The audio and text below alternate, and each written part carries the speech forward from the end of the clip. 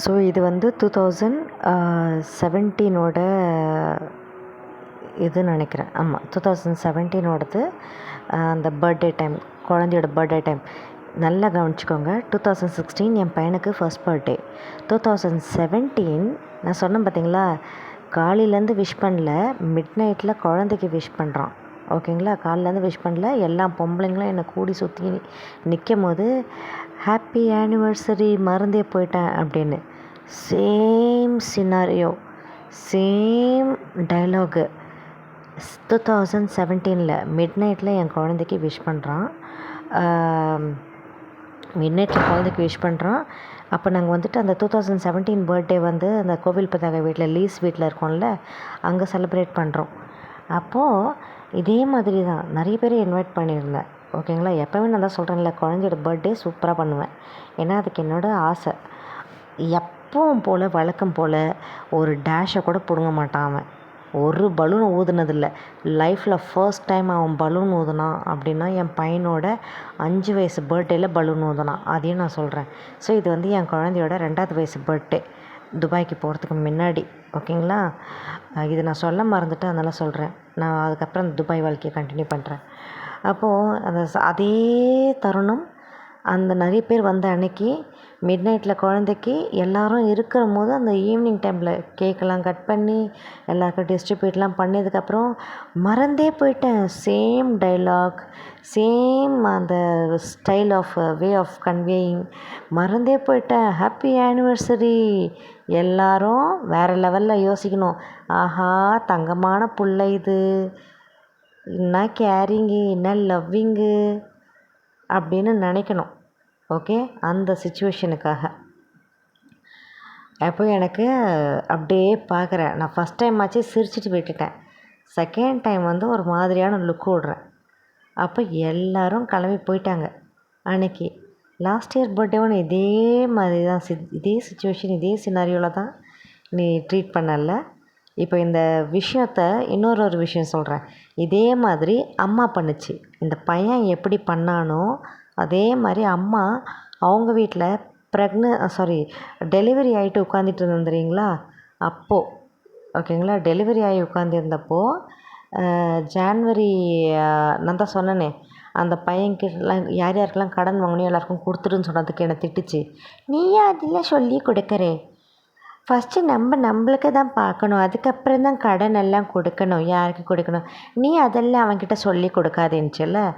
அந்த நாள் next day எனக்கு பர்த்டே, Jan 2. ஓகேங்களா, நான் வந்து கேஷுவலாக இதுங்களெல்லாம் எதிர்பார்க்கல. நீ விஷ் பண்ணுவேன் அந்த டேஷ் எல்லாம் இல்லை.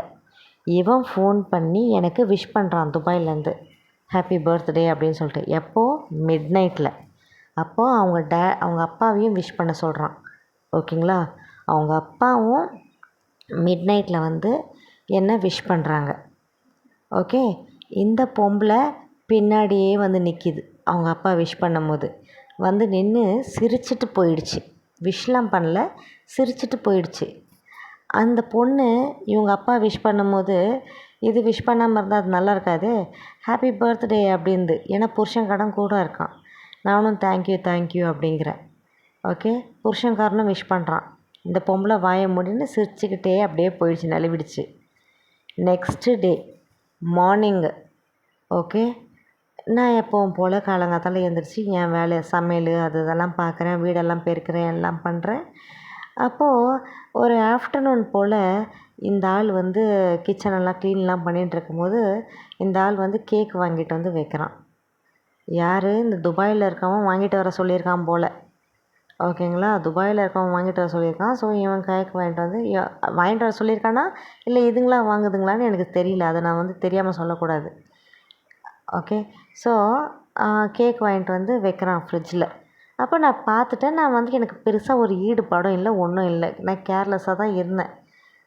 இந்த பொம்பளை திடீர்னு, நான் மறந்தே போயிட்டேன், உனக்கு இன்னைக்கு பர்த்டேலே, ஹாப்பி பர்த்டே. எப்படிங்க, இதுக்கு ஆஸ்கர் அவார்டு கொடுக்கலாமா? வேறு லெவலில். நைட்டு வந்து இந்த பையன் ஃபோன் பண்ணி சொன்ன உடனே எல்லோரும் வராங்க. எல்லோரும் விஷ் பண்ணுறத பார்த்துட்டு இந்த பொம்பளை அப்படியே ஒரு சிரிப்பு சிரிச்சுட்டு அப்படியே நழுவிடுச்சு. அதுக்கப்புறம் அந்த நாள் மத்தியானம் மேலே இந்த ஆள் கேக்கு வாங்கிட்டு வந்ததுக்கப்புறமேட்டு இந்த பொம்பளை இது வரைக்கும் சொல்லலையே, இதுக்கு மேலே சொன்னால் அசிங்கமாக போயிட போகுதுன்னு சொல்லிட்டு இந்த மாதிரி ஒரு டைலாகு கொடுக்கணுங்க. இவங்களாம் அவார்ட் கொடுக்கணும். அப்போ தான் இன்னும் நிறைய பர்ஃபார்மன்ஸ் பண்ணுவாங்க. அப்புறம் இது ஒன்று. இது வந்து பையனோட, அதான் சொல்கிறேன்ல, அம்மாவோட புத்தி பையனுக்கு இல்லை, பையன்கிட்டேருந்து அம்மாக்கான்னு தெரில. ஆனால் இந்த பொம்பளை நிறைய கற்றுக் கொடுக்கும். இதுங்க வீட்டில் உட்காந்துட்டு இருக்கும் போது நிறைய பார்த்துருக்கேன் நான்.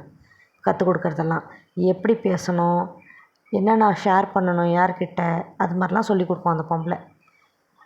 அப்புறம் 3rd பர்த்டே 2002 குழந்தையோட 2வது பர்த்டே முடிஞ்சதுக்கப்புறம் தானே நாங்கள் வந்துட்டு துபாய்க்கே போகிறோம். துபாய்க்கு போயிட்டு அடுத்த 3 மாதம் வீசா, 2.5 மாதத்துலேயே திருச்சின்னு ஓடி வரேன். செட் ஆகலை, இது மாதிரிலாம் பிஹேவ் பண்ணுறான் அப்படின்னு சொல்லிட்டு அக்செப்ட் பண்ணவும் மாட்டான் எது சொன்னாலும். சரி எதுக்குன்னு சொல்லிட்டு வந்துட்டேன் நான்.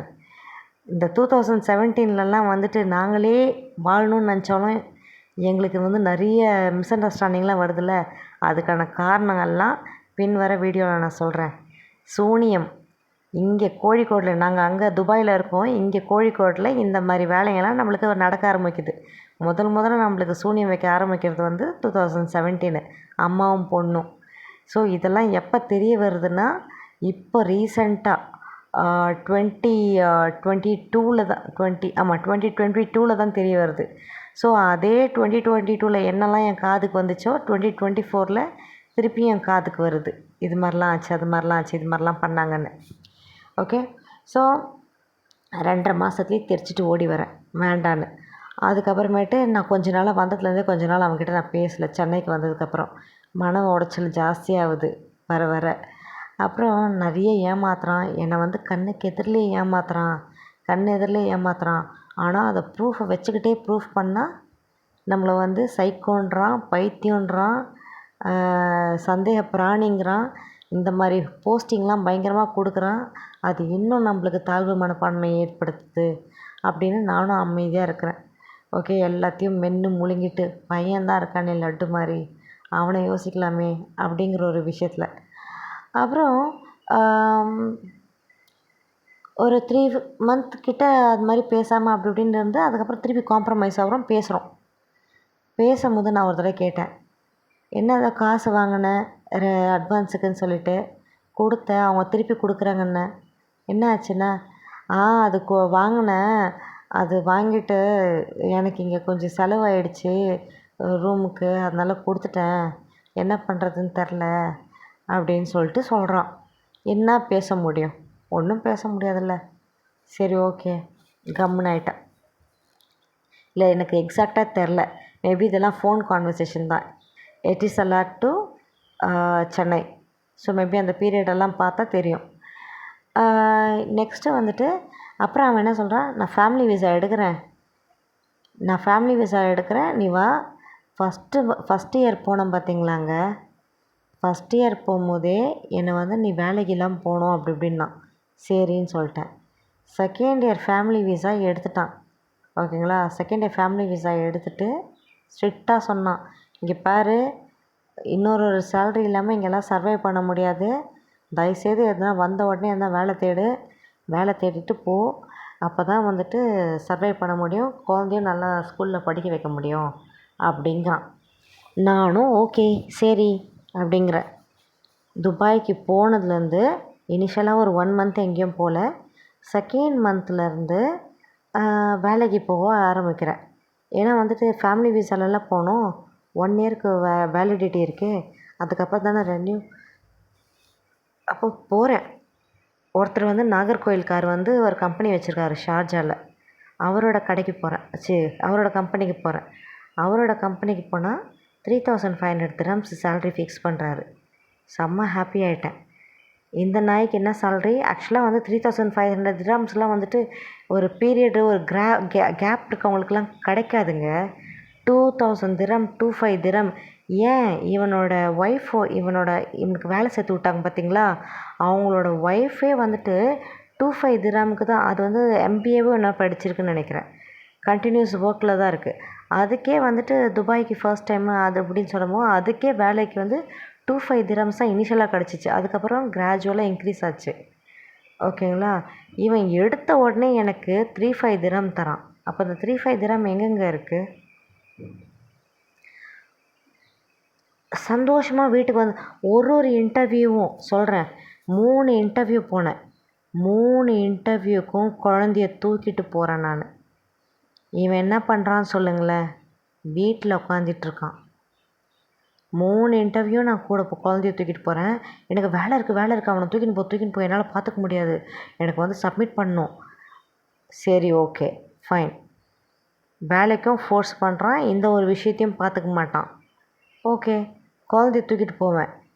பில்டிங்கில் செக்யூரிட்டி இருப்பாங்கள்ல, செக்யூரிட்டி கிட்டே இல்லாட்டி ஃப்ரண்ட் டெஸ்க் இருப்பாங்கள்ல அந்த கம்பெனியோட, அவங்ககிட்ட கொடுத்துட்டு குழந்தைய பார்த்துக்கோங்க, பார்த்துக்கிறதுக்கு யாரும் இல்லை, இன்டர்வியூ அட்டன் பண்ணிட்டு வந்துடுறேன்.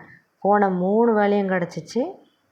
3 இன்டர்வியூக்கும் குழந்தைய தூக்கின்னு தான் போயிருக்கேன். இன்டர்வியூக்கு வந்து பார்ப்பேன், வீட்டில் ஒரு இன்டர்வியூ நான் போகும்போது அவன் வீட்டில் இல்லை.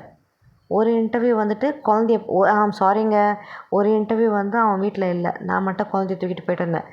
இன்னொரு இன்டர்வியூ வந்துட்டு அவன் வந்து வேலைக்கு கிளம்பிட்டான். நான் சொல்கிறேன், நான் இன்டர்வியூ போய் அட்டன் பண்ணிட்டு வந்துடுறேன் டக்குன்னு அப்படின்றேன். டக்குன்னு போயிட்டு வாங்க. ஒரு தடவை குழந்தைய பார்த்துக்கிட்டாங்க, ஒரு தடவை குழந்தைய பார்த்துக்கிட்டான். 3ஆவது தடவை அந்த நாகர்கோயில்கார் கம்பெனி வச்சுருக்காருன்னு சொன்னேன் பார்த்தீங்களா, அந்த கம்பெனி போகும்போது தான் வந்துட்டு என்ன சொன்னான், செம்ம வேலை, எனக்கு நவுற முடியாது, எனக்கு நீ அவனை கூட்டிகிட்டு போயிடு தயவுசெய்து, எனக்கு ஒரு வேலையும் நடக்காது, பாத்திரம்லாம் இருக்கே கழுவணுமே, அதெல்லாம் வந்து கழுவிக்கோ, போ முதல்ல இன்டர்வியூ போன்னு தடுத்துறான். சரின்னு சொல்லிட்டு நானும் என்ன பண்ணிட்டேன், சரி கழுவி வச்சிடுறியா அப்படின்னு கேஷுவலாக கேட்டேன். நான் கழுவி வச்சுக்கிறேன், நான் பார்த்துக்கிறேன், நீங்கள் போங்க அப்படின்றான்.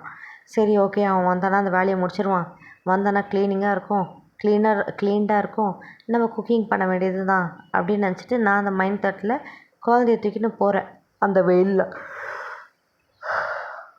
போட இன்டர்வியூ அட்டன் பண்ணேன். 35 திரம், ரொம்ப ஹாப்பி. 35 திரம்னா வந்துட்டு 3-2 அது மாதிரி தருவாங்க கையில். ஓகேங்களா. எதுக்கு பிடிச்சிப்பேன்னு சொன்னாங்களே, அது வந்து சேர்த்து தருவான்னு சொன்னேன், தெரில எனக்கு. ஆனால் 3000 திரம் அபவுங்க. 35 321 கன்ஃபார்மாக தெரில. 32னே கூட வச்சுக்கலாமே, டீசெண்ட் அமௌண்ட் தானே. அப்போ நான் அங்கேருந்து குழந்தைய எடுத்துகிட்டு இன்டர்வியூக்கு வரேன். சரி, எல்லாம் க்ளீன் பண்ணி வச்சுருப்பான், ஏதாவது ஒன்று சமைச்சு கடன்னு சாப்பிட்டு தூங்கலாம், வெயில் வேறு ஓவராக இருக்குது, குழந்தைய கொண்டு போனால் துபாய் வெயில் தாங்க முடியாதுங்க, அந்த அளவுக்கு இருக்கும். ஓகே, நம்மளுக்கு வந்து ஒரு 50 டிகிரி 60 டிகிரிக்கு இருக்கும். 60 டிகிரி இருக்காது, குறைஞ்சது ஒரு 40-50 டிகிரி இருக்கும். அந்த அளவுக்கு நம்மளால் 35 இங்கே தாங்க முடியல, அந்த அளவுக்கு இருக்கும் வெயில். அப்போது வந்த உடனே பயங்கர டயர்டு. வீட்டுக்குள்ளே வரேன், கதவு வந்து ஆக்சுவலாக லாக்கே பண்ணல அவன். ஓகேங்களா, லாக்கே பண்ணல. என்ன சொன்னால், நான் வந்து கிளம்பும் போதே அவனோட ஷீட்ஸ் எல்லாம் பார்த்துட்டேன், அவனோட சர்வே ஷீட்ஸ் எல்லாத்தையும் பார்த்தேன், எந்த அளவுக்கு வேலை பண்ணிகிட்ருக்கான், எங்கே வேலையை பண்ணிகிட்ருக்கான்னு. நான் போனதுக்கப்புறம் அவன் என்ன பண்ணியிருக்கான் தெரியுங்களாங்க, ஆஸ் யூஷுவல் உடம்ப சாய்ச்சிருவான், பெட்டில் கால் மேலே கால் போட்டுப்பான், யூடியூப் பார்த்துன்னு இருப்பான், இல்லாட்டி அந்த பொண்ணு கூட சேட் பண்ணிட்டு இருப்பான் இல்லீகலாக, தெரியாத மாதிரி. எதில், ஜிமெயிலில், அது மாதிரி பிளாட்ஃபார்ம், எல்லோரும் பப்ளிக் பிளாட்ஃபார்ம் எதில் நிறைய பேர் இல்லையோ அந்த பிளாட்ஃபார்மில் வர வச்சு இந்த வேலையை பார்த்துட்ருப்பான். கதவு திறந்துருக்கு, நானும் வந்து சைலண்ட்டாக வரேன் குழந்தைய எடுத்துக்கிட்டு. என்ன தான் பண்ணுறான்னு பார்த்தா, ஃபோனில் உட்காந்துட்டுருக்கு தலைவர். என்னை பார்த்தோன்னே, எப்போ வந்த அப்படின்னு. இப்போ தான் வரேன் அப்படின்னேன். கழுவிட்டியா பாத்திரம் அப்படின்னு. நீ வேறு கம்னரு, செம்ம வேலை எனக்கு. அப்போ வேலை தேவையில்லாமல் அந்த வார்த்தை விட்டான்னா, அப்போ நான் தான் வந்து போகும்போதே பார்த்துட்டு போயிட்டேனே அந்த ஷீட்டை முடிச்சிட்டானா இல்லையான்னு. எப்படி ஷீட் இருந்துச்சோ அதே இடத்துல அப்படியே இருக்குது. தலைவர் என்ன பார்க்குறாருன்னு பார்த்தோன்னா, யூடியூப் அப்படியே ஃபோனில் வைக்கிறான், கீழே அப்படியே வைபவ் பிடிக்கிறான், ஃபோனை பார்க்குறேன், யூடியூப் ஓடிட்டுருக்குது. கோவம் வருமா வராதா? அதாவது பாத்திரம் கழுவுனன்றதுக்கெல்லாம் இல்லை, நாடகம், பொய், ஏமாற்றுத்தனம் என்கிட்ட நடக்குது. அதை நான் தெரிஞ்சுக்கிட்டே அந்த லைஃப்பில் நான் திருப்பி ட்ராவல் பண்ணிகிட்ருக்கேன். அதை நினச்சி கோவம், செம்ம கோவம் வருது, சண்டையாகுது. அந்த மத்தியானம் ஸ்டார்ட் ஆன சண்டை நைட்டு போகுது, நைட்லேருந்து அப்படியே மிட் நைட்டுக்கு கண்டினியூ ஆகுது. மிட் நைட்லாம் செத்துறணும் போல் தோணுது. குழந்த தூக்கமே இல்லை, தேம்பி தேம்பி அழுவுது, பயப்படுது. அது வேற மழலை அந்த குரல் அப்படி இருக்குமா, பாவமாக இருக்கும், அழுவாக இருக்கும். ஐயோ, இப்படி ஒரு கன்றாவி ஆள்கிட்ட போய் நான் வந்து கொடுத்து பெற்றுக்கிட்டேனேன்ற ஒரு இது வந்து இப்போ கூட நான் தலையில் அடிச்சுனே தான் நான் சொல்கிறேன். இந்த மாதிரி ஒரு சாக்கடை கிட்ட போய் நம்ம என்னை கொடுத்து இந்த குழந்தைய பெற்றிருக்கேனேன்றது ரொம்ப அசிங்கப்படுறேன் நான். குழந்தைய நினச்சி நான் வருத்தப்படல. ஆனால் இது மாதிரி ஒரு ஆளுக்கு பெற்றுக்கினது தான் அழிக்க முடியாத ஒரு அசிங்கமாக இருக்குது. எனக்கு என்ன பண்ணுறதுனே தெரில. என்னை சாட்டிஸ்ஃபேக்ஷன் பண்ணணுன்னு வச்சுக்கோங்களேன். இந்த ஒரு விஷயத்தில் காம்ப்ரமைஸ் ஆகணுன்னா ஒரே ஒரு விஷயம், கவர்மெண்ட்டில் ஒரு சட்டம் வரணும். நடுத்தரில் விட்டு போன நாய்ங்களோட இனிஷியலு ஆதார் கார்டு, குழந்தையோட பாஸ்போர்ட்டாக இருக்கட்டும், குழந்தையோட ரேஷன் கார்டாக இருக்கட்டும், இல்லை எந்த ஒரு ப்ரூஃப்லேயும் சரி, அனாதையாக விட்டுட்டு போன நாய்ங்களோட பேர் இன்க்ளூட் பண்ணக்கூடாது. அது அம்மாவாக இருந்தாலும் சரி, அப்பாவாக இருந்தாலும் சரி, யாராக இருந்தாலும் சரி. நாய்ங்க உயிரோடு இருக்கும் போதே தண்ணி தெளித்து விட்டு ஓடின கேஸுங்களை அதுங்களோட இனிஷியல் வரவே கூடாது, எந்த காரணத்துக்கட்டும் எந்த இதுக்கும். இது மாதிரி ஒரு ரூல்ஸ் வந்துச்சுன்னா செம்ம சூப்பராக இருக்குங்க. நான் தாங்க முதல் பெண்மணியாக சந்தோஷப்படுறவளாக இருப்பேன். அசிங்கப்படுறேன் நான் சீரியஸாக. இவன் கூட என்னோடய பெட் ஷேரை பண்ணி ஒரு லீகல் பெட் ஷேரை பண்ணதுக்கு செருப்பு எடுத்து தலையில் அடித்து நானே என்னை அசிங்கப்படுத்திக்கணும். அது மாதிரி தான் இருக்குது. நாட்டில் எவ்வளோ பேர் இருக்கிறானுங்க நல்ல நல்ல மனசு. பசி கதையை கேட்டு சனியன் வாழ்க்கையில் போய் வாழ்க்கையை தொலைச்சிட்டு கருமம் பிடிச்சதுங்க. நல்ல பொம்பளைக்கு பிறந்திருந்தா தானே கருமம். கல்யாணத்துக்கு முன்னாடியே பொதறு கிதறுன்னு போயிட்டு வந்தது நாய்ங்களுக்கு பிறந்தா பின்ன எப்படி இருக்கும்? எனக்கு சம்டைம்ஸு இதை கேட்குறவங்களாம் நினைக்காதீங்க இப்படிலாம் வார்த்தை விடுதுன்னு. நான் வாழ்ந்த வாழ்க்கை அது மாதிரி. இந்த சொசைட்டி எப்படி என்னை ட்ரீட் பண்ணுச்சுன்றது எனக்கு தான் தெரியும். இந்த ஆள் நம்மளை நடுத்தரில் என்னையும் குழந்தையும் விட்டு போனும்போது. ஆனால் நான் நானாக மட்டுமே தான் இருந்தேன். இப்போவும் நான் நானாக மட்டுமே தான் இருக்கேன். பேசக்கூட செய்கிறேன். என் முன்னால் நான் ரொம்ப உருகி லவ் பண்ண ஒரு ஆளோட நான் பேசக்கூட செஞ்சுட்டு தான் இருக்கேன். ஆனால் எனக்கு ஒரு பொழுதும் அவன் எனக்கு ஸ்பேஸ் கொடுக்குறான் அவன் கூட இருக்கிறதுக்கு. ஆனால் எனக்கு ஒரு சமயம் கூட எனக்கு தோண மாட்டுது. சிரிச்சுட்டே கம்முன்னு அப்படியா, சரி சரி, ஓகே ஓகே, எனக்கு அதெல்லாம் பெருசாக இன்ட்ரெஸ்ட் இல்லை, இப்படி தான் நான் சொல்லிகிட்ருக்கிறது. அருவெறுப்பாக இருக்குது சம்டைம்ஸ்லாம். அவன் என்னோடய உயிருங்க. நான் லவ் பண்ண அந்த ஆள் இவன் இல்லை. இது வந்து டேஷு, இது வந்து உயிர் இல்லை அது, ஓகேங்களா? நான் வந்து ஒருத்தனை வந்து பார்த்து என் வயிற்றுக்குள்ளே பட்டாம்பூச்சி, அவனை பார்த்த உடனே பட்டாம்பூச்சி பறந்து இப்படி ஒரு ஆளை கல்யாணம் பண்ணணுன்னு ஆசையாக இருக்குன்னு ஆசைப்பட்ட ஆளுங்க அந்த ஆள். இன்றைக்கி நான் தொடர்பில் இருக்கேன். ஆனால் இன்றைக்கு வரையும் நாங்கள் 2 பேரும் ஒருத்தருக்கு ஒருத்தர் பார்த்துக்கல. 1.5 வருஷமாக காண்டாக்டில் இருக்கோம், பார்த்துக்கல. எவ்வளோ தடவை பிளான் பண்ணுறோம், பார்த்துக்கல. அவன் ஸ்பேஸ் கொடுக்குறான் எனக்கு. சம்டைம்ஸ் எனக்கும் கூட அந்த இடத்துல ஸ்பேஸ் கொடுக்கணும்னு தோணும், ஆனால் எனக்கு பிடிக்கல. என்ன தான் பேச்சுவார்த்தை, எப்படியெல்லாம் பேச்சுவார்த்தை போயிட்டு வந்துட்டு இருந்தால் கூட அந்த ஆளுக்கும் எனக்கும் டெய்லி அந்த ஆள் இல்லை. என்னோட எக்ஸுக்கும் எனக்கும் எவ்வளோ தான் பேச்சுவார்த்தை போயிட்டு வந்துட்டு இருந்தாலும் அந்த இடம் எனக்கு அவனை பார்க்குறதுக்கும் சரி, அந்த ஸ்பேஸுக்கும் சரி எனக்கு தோணவே மாட்டுது. இப்படி தான் போயிட்டுருக்குது வாழ்க்கை. ஆனால் நிறைய விஷயத்தில் அவன் வந்து ஹெல்ப் பண்ணிகிட்ருக்கான் எனக்காக. ஒரு பாசிட்டிவ் ஒரு மைண்ட் செட்டை க்ரியேட் பண்ணுவான். ஏதாவது நல்ல யூஸ்ஃபுல்லான விஷயங்கள் ஷேர் பண்ணுவான். ஹீ நோஸ் எப்படி என்னை ஹேண்டில் பண்ணணுன்னு.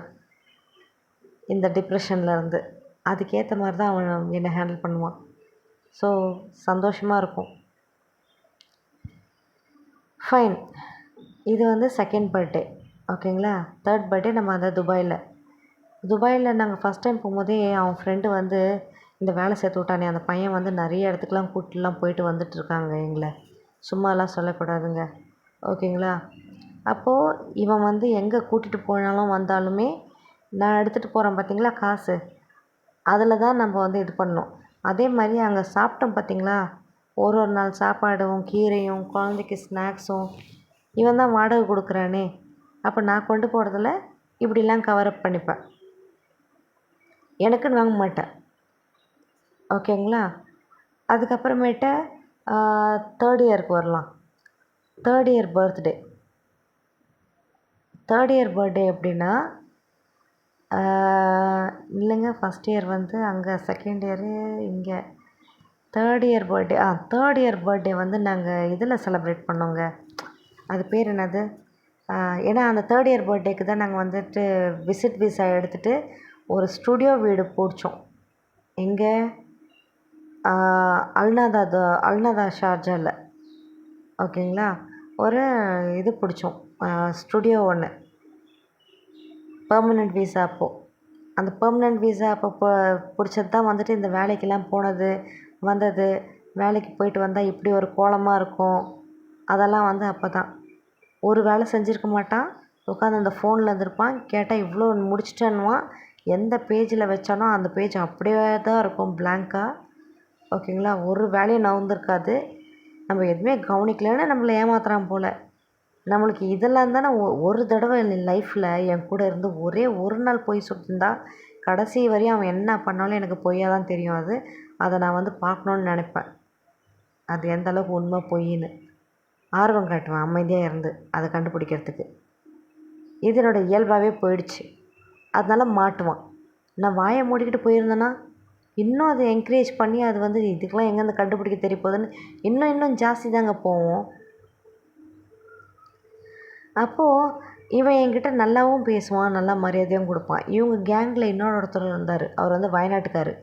அவர் ரொம்ப நல்ல மனுஷங்க, சீரியஸாகவே ரொம்ப நல்ல மனுஷன். என்ன மாதிரியே தான் அவரும் ஏமாந்தார், பேசுகிற விதம் அதெல்லாம் இன்னமும் ஏமாந்துட்டுருக்குறாரு.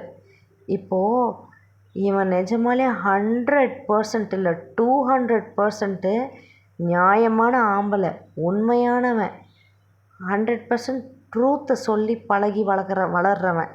அப்படின்னா நான் வந்து இவர்கிட்ட இந்த ஆள் டைவர்ஸ் கொடுத்ததுக்கப்புறம் இந்த வயநாட்டுக்கார்கிட்ட கம்யூனிகேட் பண்ண போகிறேன். அப்போ என்ன சொல்லியிருக்கணும், கம்யூனிகேட் பண்ண போகும்போது அவகிட்டலாம் பேசாதீங்க, அதை பிளாக்கில் போட்டுருங்க. ஓகேங்களா. இப்படிலாம் சொல்லியிருக்கக்கூடாது. ஓகே, இப்படிலாம் சொல்லியிருக்கக்கூடாது. என்ன சொல்லியிருக்கணும், என் மேலே எந்த தப்பும் இல்லை பாய், நான்லாம் ரொம்ப கரெக்டு, நான் ரொம்ப நேர்மையானவன், நான் இது வரைக்கும் உண்மையாக இருந்திருக்கேன், அவள் என்னை ஏமாத்துறா, இது மாதிரிலாம் என்ன சொல்கிறான்னா என்ன பண்ணியிருக்கணும் சொல்ல வந்ததே மறந்துட்டேன் நான். நேரில் நிற்க வச்சு கேளுங்க, நேரில் கூட்டின்னு வாங்க அப்படின்னு சொல்லியிருப்பான் ரோஷக்காரன்.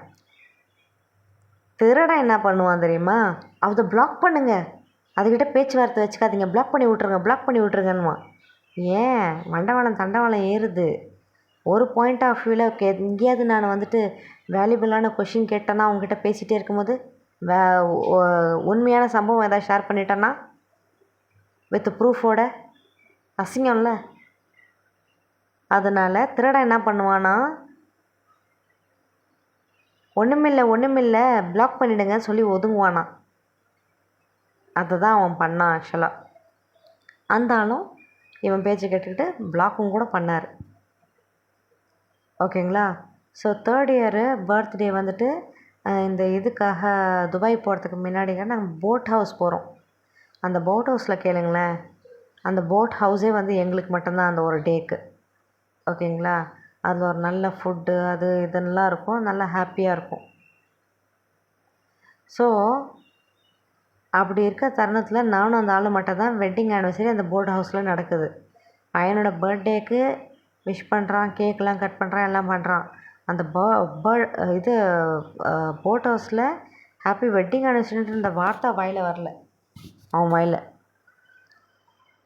நானும் வந்து எதிர்பார்க்கல, சீப்போன்னு ஆயிடுச்சே.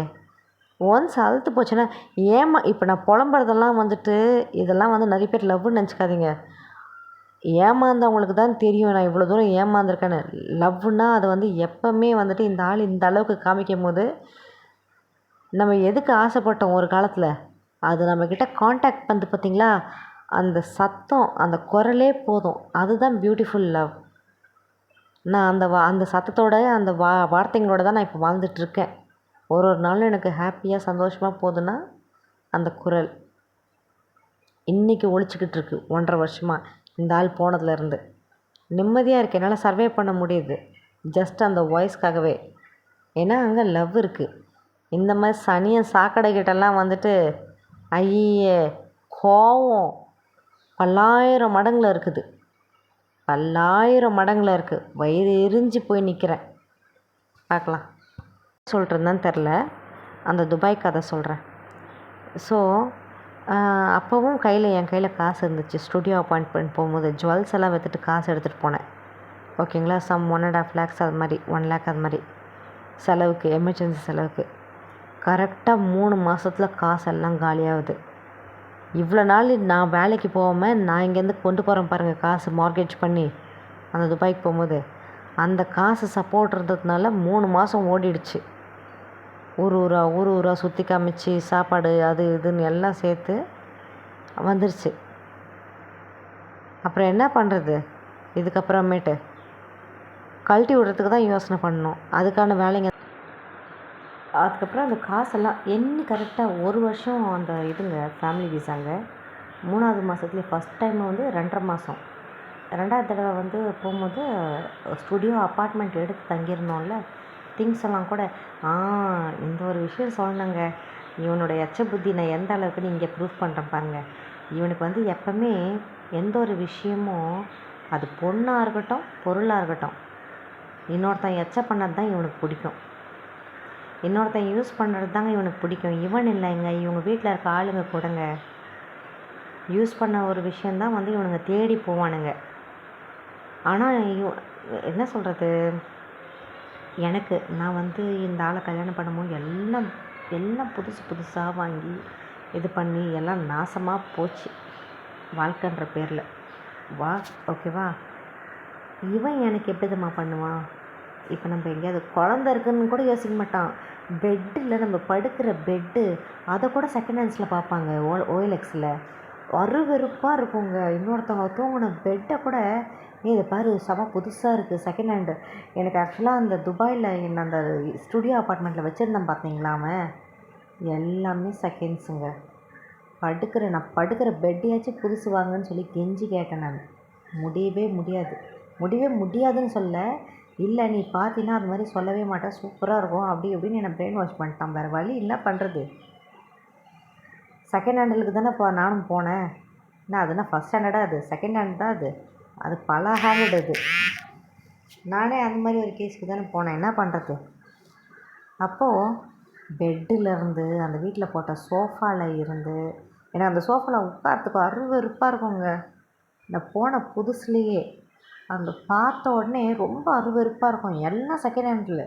அது நிஜமாலே காசு கொடுத்து வாங்கினானா, இல்லாட்டி அந்த துபாயில் என்ன பண்ணுவாங்க, எல்லாம் கீழே வச்சுடுவாங்க யாருன்னா வெக்கேட் பண்ணி போகிறாங்கன்னா. ஓகேங்களா, அவங்களாம் சர்வே பண்ண முடியலன்னா வீட்டில் இருக்க திங்ஸ் எல்லாம் வந்துட்டு காலி பண்ணும்போது வெளியே வச்சுருவாங்க. அதெல்லாம் கூச்சமே இல்லாமல் இந்த மலையாளத்துக்காரங்கெல்லாம், நான் இவனை சொல்கிறேன், மலையாளத்துக்காரங்கன்னு நான் சொல்ல போகிறதில்ல, இவனை சொல்கிறேன். இவனோட புத்தி வந்துட்டு எடுத்துகிட்டு வந்து வச்சுப்பான். அது மாதிரி கூட இருக்கலாம்ல. ரொம்ப கொடுமையாக இருக்குங்க. ஆனால் வந்து காசு கொடுத்தும் வாங்கியிருக்கான் செகண்ட் ஹேண்டில் கடைங்களில் போய்ட்டு. கட்டில், சோஃபா, அந்த டீப்பாய் முதல் கொண்டு எல்லாம் செகண்ட் ஹேண்டில். ஸ்டவ்வில் இருந்து எனக்கு என்ன வேணால் செகண்ட் ஹேண்டில் வாங்கி வச்சுக்கோ, நான் ஓட்டு, ஒன்றும் பிரச்சனை இல்லை. ஆனால் அந்த படுக்கிற பெட்டும் அந்த உட்கார்ற சோஃபாவும் என்னால் காம்ப்ரமைஸ் பண்ணவே முடியலங்க. அதுக்கப்புறம் என்ன பண்ணோம், அங்கே இருக்குது ஒரு ஷாப்பிங் சென்டரில் போய்ட்டு கவர், அந்த சோஃபாவோட கவர் விட்டா குக்கிங் பண்ணுற இது கூட எங்கேயா செகண்ட் ஹேண்டில் யாருன்னா தூக்கி போட்டு வச்சுருந்தானா அதை கூட வாங்கிட்டு வந்திருப்பாங்க. நான் விடவே இல்லையே. நான் என்ன பண்ணிட்டேன், இங்கேருந்து போகும்போதே கொஞ்சம் எடுத்துகிட்டு போனேன். பவுல்ஸ் அது மாதிரிலாம் எடுத்துகிட்டு போனேன்னா இல்லை இங்கே வாங்கிக்கலாம் தான். இங்கே வந்ததுக்கப்புறம் தான் வாங்கணும். ஸோ போயிட்டு ஐயோ! அந்த கிச்சன் ஐட்டம பார்க்கணுமே! நான் வந்து இப்போ என்ன சொல்கிறது, நல்லா எனக்கு வந்து இந்த கிச்சன் ஐட்டம் வந்து அப்பன்னு இல்லைங்க. இப்போ நான் தனியாக நானும் என் குழந்தையும் வாழ்ந்துட்டுருக்கோம்ல, இப்பயும் நான் அப்படிதான். கிச்சன் ஐட்டம்க்கு ஒரு கிரேஸு. மாதம் ஆனா என் சம்பளத்தில் எனக்கு எதனா வாங்குறேனோ இல்லையோ, எனக்கு வாங்கணும்னு ரொம்ப ஆசை. எனக்கு எதனா பண்ணிக்கணும்னு ஆசை. ஆனால் இங்கே நானும் என் பையனையும் கூட்டிகிட்டு எங்கேயாவது ஷாப்பிங் எங்கேயாவது போகிறோம்னு வச்சுக்கோங்களேன், க்ராசரி வாங்கவோ இல்லை எதுக்கு போகிறோம்னாலும் கிச்சனுக்கு ஏதாவது ஒன்று வந்துடுங்க புதுசாக. அட்லீஸ்ட் ஒரு கத்தியாச்சும் வருங்க. அது மாதிரி எனக்கு அவ்வளோ பிடிக்கும் கிச்சனை நீட்டாக வச்சுக்கிறது. அந்த என்ன சொல்கிறது, பாத்திரங்கள்லாம் யூஸ் பண்ணுற பாத்திரங்கள்லாம் கொஞ்சம் டிஃப்ரெண்ட்டாக இருக்கணும். அது மாதிரிலாம் யோசிப்பேன். இப்போ இல்லை, அந்த மாதிரி வாழ்க்கை வாழல. பட் இருந்தாலும் இப்பயும் சொல்கிறேன், அந்த மாதிரி அப்பப்போ பண்ணுறது உண்டு. எப்போவுமே அந்த கிச்சனில் ஒரு புதுசு வந்துக்கிட்டே இருக்கும். அது ஏன்னு தெரில. அந்த கிச்சன் ஐட்டமை கூடங்க டே டு டேன்னு சொல்லிட்டு அதில் வந்து எல்லாமே 1 to 10 டே டு டேவா ஏதோ ஒன்று. அதில் எல்லாம் 10 dirhamsக்குள்ளவே இருக்குங்க. சாப்பிட்ற சாப்பாடு அதை கூட என்ன பண்ணிட்டான், பிளாட்ஃபார்மில் கொண்டு போய் விட்ற மாதிரி விட்டான். 5 dirhamக்கு 4 dirhamக்கு glass, 2 dirham glass, 1 dirham cup, இது மாதிரிலாம் வாங்கி வாங்கி கருமம் அதை தான் யூஸ் பண்ணிட்டுருந்தேன். எனக்கு அருவருப்பாக இருக்கும், என்ன பண்ணுறது. அதுக்கப்புறமேட்டு நல்லாயிருக்கு, இதில் வேறு எல்லாத்தையும் நல்லாயிருக்குன்னு சொல்லியே எடுப்பேன். ஏன்னா வந்து அவன் அப்செட் ஆகக்கூடாது பார்த்தீங்களா. அதனாலேயே நான் வந்துட்டு நல்லாயிருக்குன்னு சொல்லி, அப்புறம் நான் பெட் ஸ்ப்ரெட்டு கூட யாருனா ஓசியில் கொடுத்துருந்தாங்கன்னா வாங்கிப்பான். அது மாதிரியான ஒரு அல்பம் தானே இது. நான் விடல. ஆனால் மேலே போடுற பெட் ஸ்ப்ரெட்டு அதெல்லாம் வந்துட்டு புதுசாக வேணும். சோஃபாக்கெல்லாம் வந்துட்டு கவர் போட்டால் தான் உட்கார ஃபீலே வரணும்னு சொல்லிட்டு சோஃபா கவர்லாம் போகும்போது பார்த்து வாங்கி அதை ஃபுல்லாக கவர் பண்ணி வைக்கிறது. இப்படி தாங்க வாழ்ந்தேன். நான் வந்து ஒரு கம்ப்ளீட் ஹோம் மேக்கராக தானங்க இருந்தேன். ஆனால் இவனுக்கு தான் பொண்டாட்டி ஃபீல் வரலையாம்.